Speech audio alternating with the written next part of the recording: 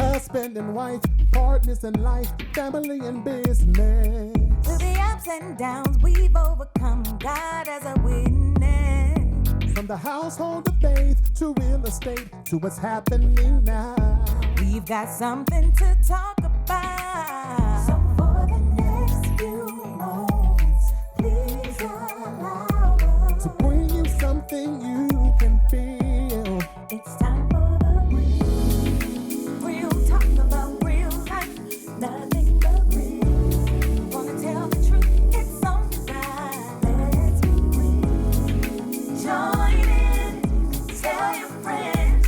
Cause every now and then, we all need a reality check with the Adolphs. Welcome to Reality Check with the Adolphs. I'm Willie Adolph. And I'm Tequila Adolph. And we're the Adolphs. I was going to say it. I know you was. No, I forgot. I blanked out, so he did the right thing. Guys, this episode is a two-part episode.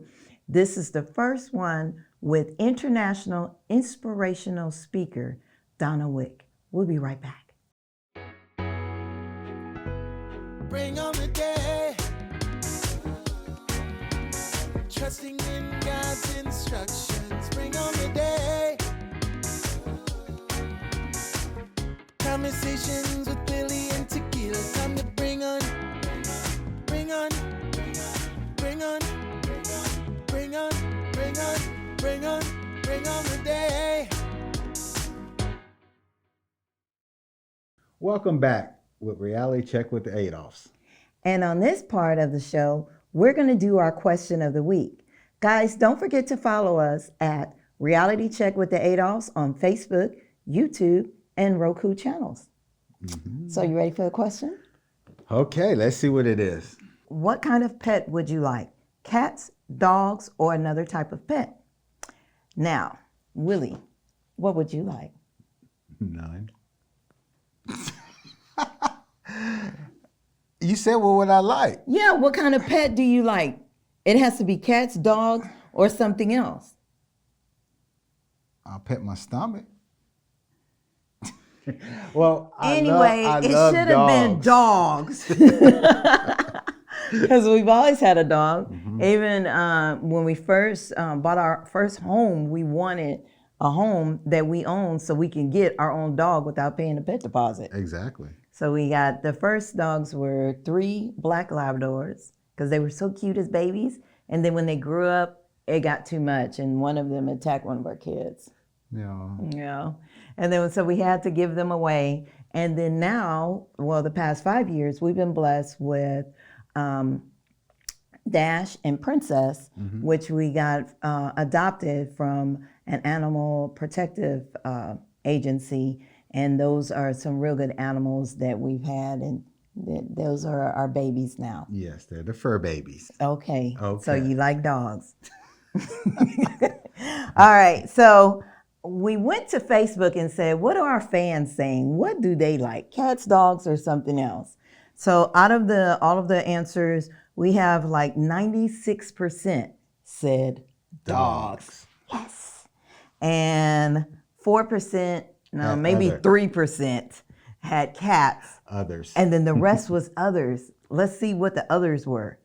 Guinea pigs, snakes, horses, fish. We had fish. We had fish. Yeah, we had the exotic fishes. Birds. Mm-hmm. Birds, rabbits, mice, turtles, ducks, ferrets, geckos.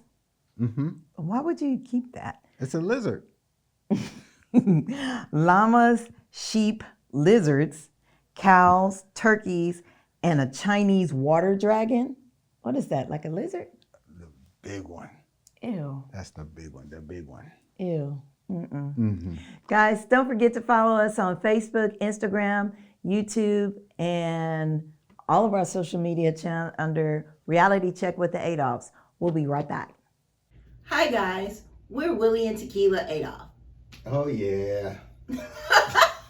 And what do we do? Man, we do real estate, credit restoration, concierge service. I sell Mary Kay. We're ministers. We do marriage counseling. And we have 2 TV shows, Reality check with the Adolphs and bring on the day. Hey guys, get to know us at www. theadolphgroup.com. Welcome back to Reality Check with the Adolphs. And we're the Adolphs. You remembered. Yes, thank you. Thank you, babe. Anyway, we're excited because this is a two-part episode entitled God's Grace and Mercy. And we have international inspirational speaker Donna Wick. Thank you so much for coming today. Thank You guys you. are so awesome. I love you guys. Thank you so much, Tequila and Willie. I appreciate it. No, We appreciate you. We appreciate you. And what we wanted to do, because this is a two-part episode, we're going to kind of break off and go back and forth. But let's just start off this episode telling a little bit about yourself, like where you're from. There's an incident that happens. So what happens before the incident? So tell us where you're from and a little bit about your family. Okay, so I'm a Texas girl. I grew up in Texas City, and that's actually part of my experience was going back to my roots there through my experience. I went to Our Lady of Fatima in Texas City, a Catholic school, and so I've always grown up in and around Houston, and I found my way into the business of public relations, and I was just really gifted in that. And so I, after 20 years, quickly became an overnight success. And I was the it girl. If anybody wanted PR, they came to our firm.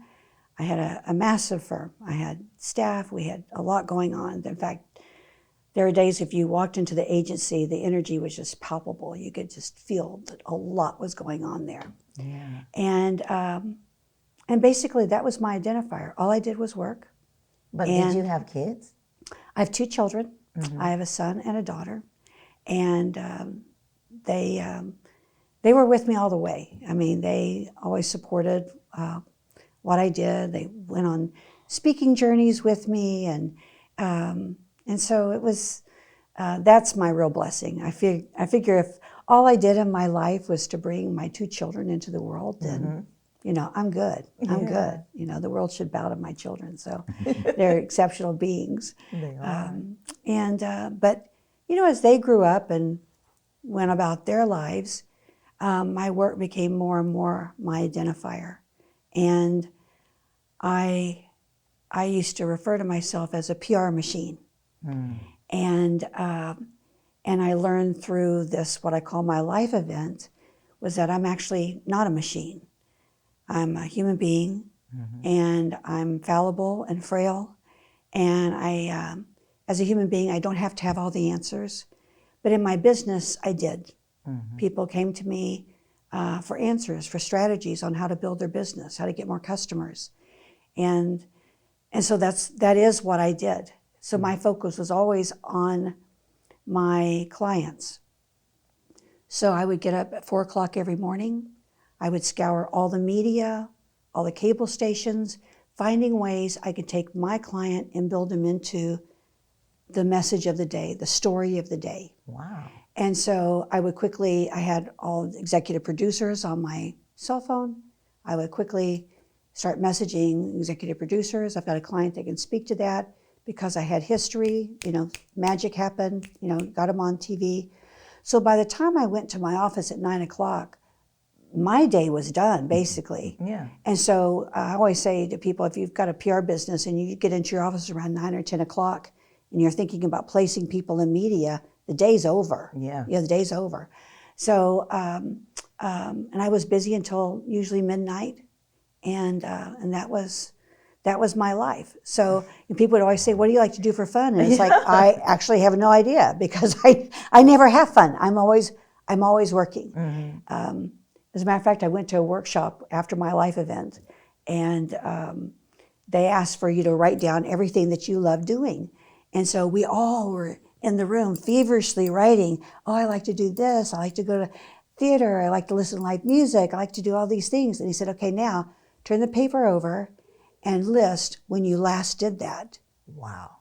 And it was like all of us, especially me, was stumped because I never did any of those things. I always said I liked them, but I never did anything. So to answer to your question, what I do with my life, I mean, what's the beginning of my life? It was WORK all day, all the time. Man, crazy. that's kind of like, it's hard because you get into that momentum and you really don't even look at it as work, and you Right. just fall into like a habit. It is. And next thing you know, when you kind of, I guess, wake up out of it, you like, Yes. that's all I And do. you look, take a hard look at that. And so that was kind of the interesting thing, not to just kind of jump the gun here, but, No. Here we are in the throes of coming out of COVID-19. Mm-hmm. And what I thought was so interesting during that process, people were saying this is God's way of, making us, great redemption. And I don't know about that. But I do think God asked us to take a hard look at our lives. Mm-hmm. And, we had no distractions. Yep. So if you were unhappy, you kind of had to sit with your unhappiness because you couldn't go shopping, you couldn't go to happy hour, you couldn't have girls' night out, couldn't go to the theater, couldn't go to the movies, couldn't do all these things that would distract us from our unhappiness. Yeah. So we actually were faced with the question every day of, where's my happiness? Where did that go? For a lot of us, we never really had that happiness. We just masked it. We were distracted from it. Mm-hmm. And so in that, I think COVID was kind of a good thing for a lot of people because you really got to see who you really are. Now, before your life event was before COVID, tell me some of the things that led to this event, and then we're going to get to what the event was. Now, I know this is a little private and personal, so I appreciate you coming on and sharing, and me and you have had talks on back and forth. Should I say this? Should I say that? But just say what's on your heart that's leading up to this life event. So, so I am really grateful to share it with you guys because you're my friends. And so this is kind of the launch of everything. I wrote my book 3 years after my life event. And it's taken me a year to be at this moment with you because it is so intensely private, but yet what I went through is intensely public, So my life before my life event was highly stressful, but I confused stress with success. And I thought the more chaos, the more stress, that means, I'm like, oh, I'm doing it, I'm crushing it. And because we're taught that you have to toil and struggle in life, and that's not always so. I mean, contrast is good. I mean, you never know joy till you know misery. But you don't have to claw your way through life. And so I had a series of disastrous relationships. I grew up with alcoholic parents. And no, it's not one of those that, she's going to start blaming her parents, because I blame no one but me. But I grew up with a lot of lovelessness. I mean, just ice cold, frozen solid relationships that I was the giver and I always met up with takers. And so I was just deeply in search of finding love, feeling love. I just wanted love in my life. And I think in that regard, I think we're pretty much all on the same playing field with that. Yeah. We want to find love. We want to be loved, and we actually want to feel lovable. Yeah. And I did not. I had a lot of self-loathing going on. Hold that thought. We're going to go to a commercial. We want to go back to that relationship and then discovering your drives, because you said something you kept going into the same relationships. Right. We'll be right back after this commercial. The Adolphs Group. We provide residential, commercial, leasing apartment locating. We provide consulting on home buying, home selling, and credit restoration. We help with private investments through All Faith Investment Corporation. Contact us now, The Adolphs Group. We make real estate your reality.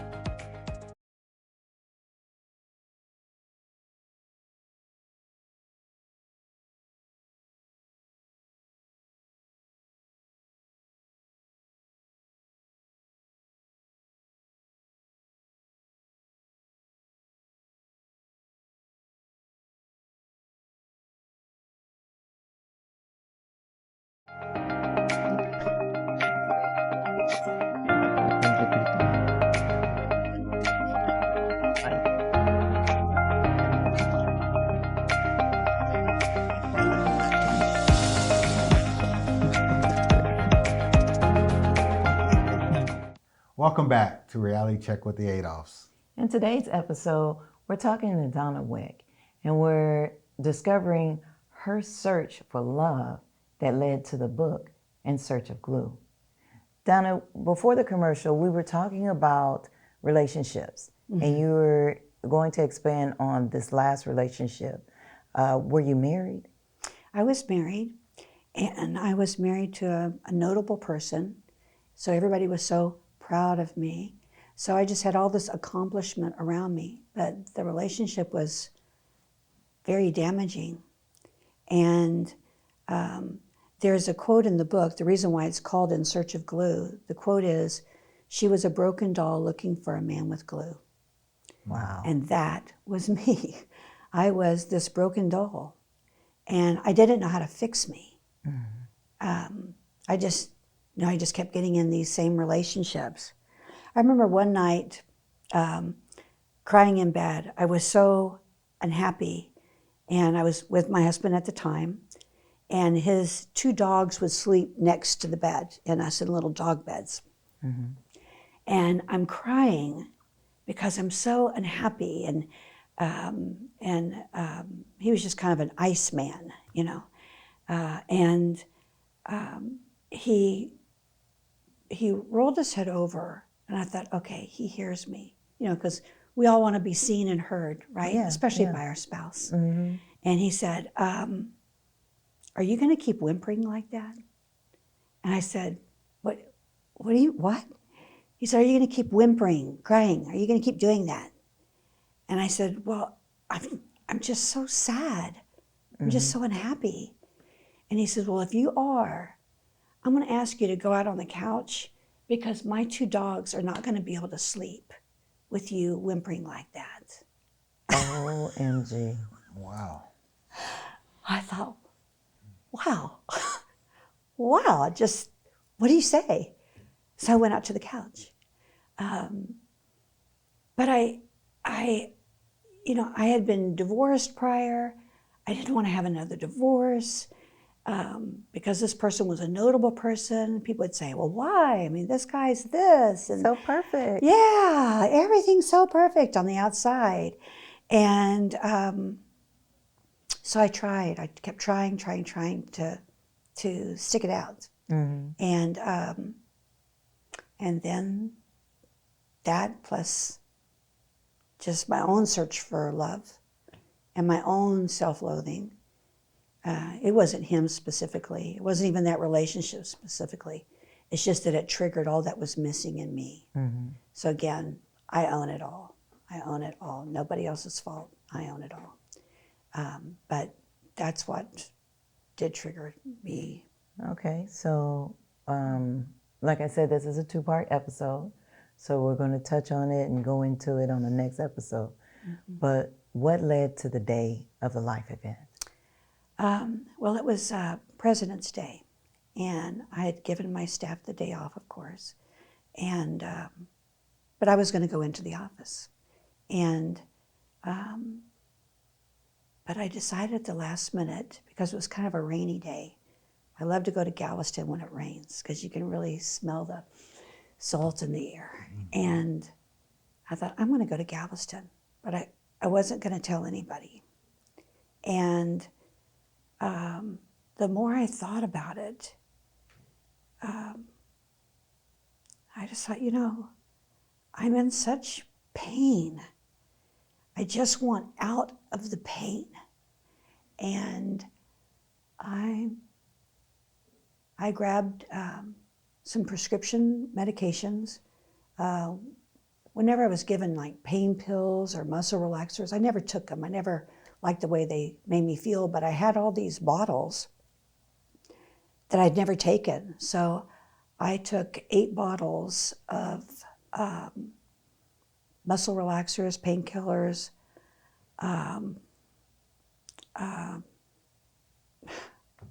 hydrocodone. I mean, some serious anti-anxiety medications. And I thought, when I go to Galveston, I'm going to rent a hotel room, and I am just going to get out of the pain. I am just going to leave the planet. And it wasn't one of those thoughts of suicide, like I'm going to leave this note now, and I didn't leave any breadcrumbs. I didn't stay at a hotel that I normally would stay at. I didn't tell anybody. I didn't communicate to anybody, except I had been communicating that I didn't feel like myself. Mm-hmm. I kept saying to people, something is wrong with me. I don't feel like myself. So even before I talk about the drive to Galveston, the Thursday before that Monday, 2 girlfriends came into my agency just to stop and say hi. Mm-hmm. I was in my office crying, because I cried all the time. I was so desperately unhappy. I didn't know I was depressed. I just knew I was not happy. Yeah, and you were taking pills. I read in the book yes. You were taking pills for that. Well, yes, because I went to the doctor and I said, something's wrong with me. I'm not happy. And he never even said the word depression. He says, there's this new drug that will actually keep you numb to all that. And I thought, wow, is this where I am in my life, where I'm just going to be numb to the relationship I'm in? I'm just going to be numb in life. But at the time, it was kind of like, yeah, that sounds great, And so even though that medication ended up not working. It actually worked in reverse, because I had even called the doctor that week and said, I think this is working in reverse because I'm having really negative, horrible thoughts. And the nurse says, you know what, you're going to be in here in a couple of weeks for a follow-up, so just mention that to the doctor then. When actually what should have been said is, you need to come in right now. And stop taking the medicine. And stop taking that, yeah. So I was in my office crying. So I have a mirror in my office, and of course, I slap my cheeks, I put on my smile, and I go out to the front office, and it's like, hey, how are y'all? Thanks for stopping by. And we talked, but these 2 ladies were really good friends, and they are very healthy people, and mentally healthy people. And we talked, and they left, and later they shared with me that they actually started to come back into the office to say, Donna, we don't think you're doing okay. But one said to the other, she's just stressed. She's just stressed. Can't you feel everything going on in that office? That was Thursday. Friday, I go to lunch with my girlfriends, and everybody is celebrating something. Everybody has good news. Mm-hmm. And I feel like my head is about to snap off my neck and just splatter all over the ceiling, because I am in such pain. I am so sad. I'm so unhappy. I'm just not myself, but I don't say anything. Yeah. If somebody had said, Donna, are you okay? I would have lost it. I would have just lost it. Because I was just on the verge, but I was like blinking my eyes and holding my tears back and celebrating with everybody, because I didn't want to be Donna Downer, Yeah. I want to be happy for everybody. But when I left the restaurant, I thought, that is the last time I'm seeing my girlfriends. Guys, make sure that you watch part 2 and the continuation of the life event for Miss Donna Wick. We'll be right back.